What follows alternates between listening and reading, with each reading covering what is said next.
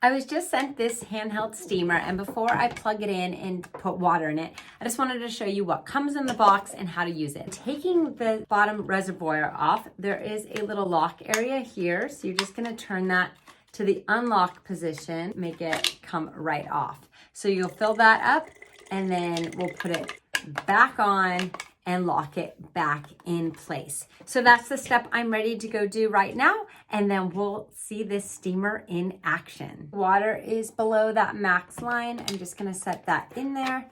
Make sure this is all lined up over here. And then when I tip it upside down, hopefully nothing leaks out. We're good. And let's lock it into place. Okay, I felt like putting on this tank ended up being a little less user-friendly than some of the other steamers I've used. I kind of spilled it everywhere. So, little learning curve on that. Maybe you won't have any issues. I don't know. It just didn't seem as easy as some of the other ones. Okay, I have it heating up. It's on red right now. You can also change it to blue or to green. So red is your turbo mode, blue is your medium, green is gonna be your low. Once this is solid, you're ready to go, and let's see what happens. You can set it down here to a locked position so you don't have to hold the trigger the whole time.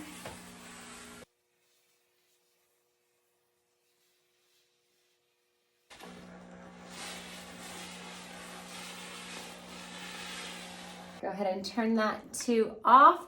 So it's working great to get the wrinkles out. Usually with a steamer, the slower you go, the better. And I know I was going pretty quick with it. Also, I learned from the instruction sheet that you can use this on dust mites and even bed bugs because those are killed by steam. I had no idea. So another dual purpose for this could be great if you're traveling, especially to an area where you may experience a place that would have that. It's great to have a steamer on hand to make sure you don't have to deal with anything like bed bugs.